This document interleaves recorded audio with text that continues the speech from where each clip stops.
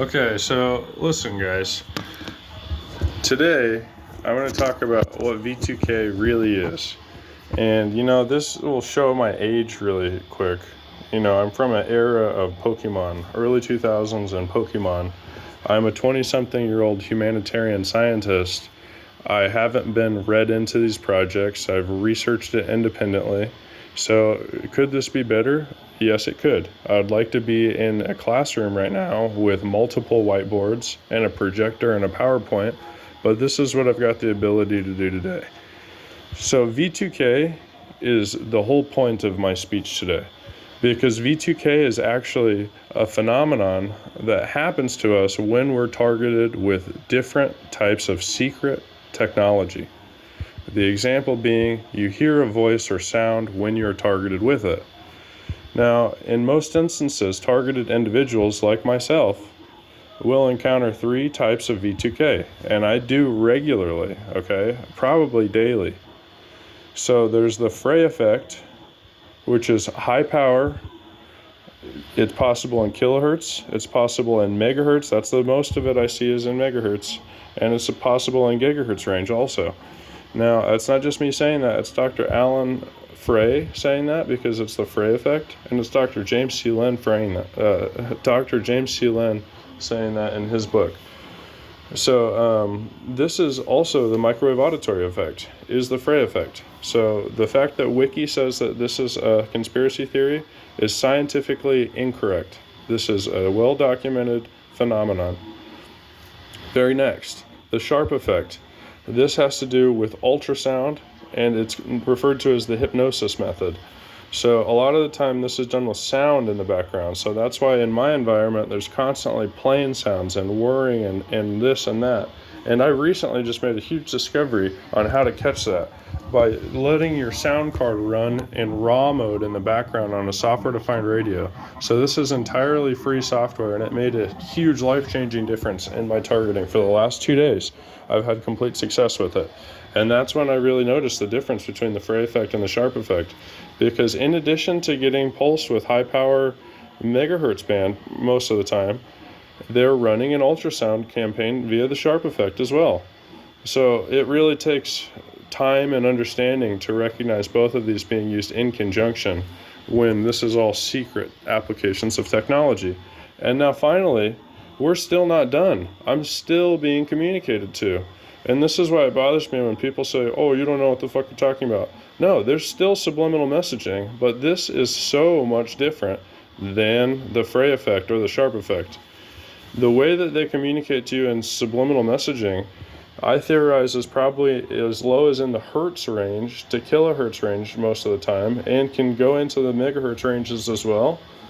So this would have to deal with the cell towers, HARP, satellites retransmitting it. This is our brain waves being manipulated, which is in a hertz range. This is our mood and behavior being manipulated, which I also believe would be in a hertz range. And that's our conscience, our subliminal planning. You don't realize that you're planning your day in your subliminal mind. So there's a lot more to learn about this subliminal messaging part of it, and I am not an expert on everything that's ever existed, but I have learned enough to call myself an expert on what I can say that I understand and comprehend. So the Frey effect is pretty understandable. And how many years I've had it transmitted at me, I'm getting to the point of being an expert at being able to find it on a spectrum, dial it in to determine that that is indeed what's happening. And now this Sharp effect, I can actually dial it in quite similarly, just listening to the sound card instead of the radio spectrum on the software-defined radio tools. So that's a great free tool, AirSpy, that you can really handle both of those quite well. But you'll still have your subliminal mind influence with this subliminal messaging.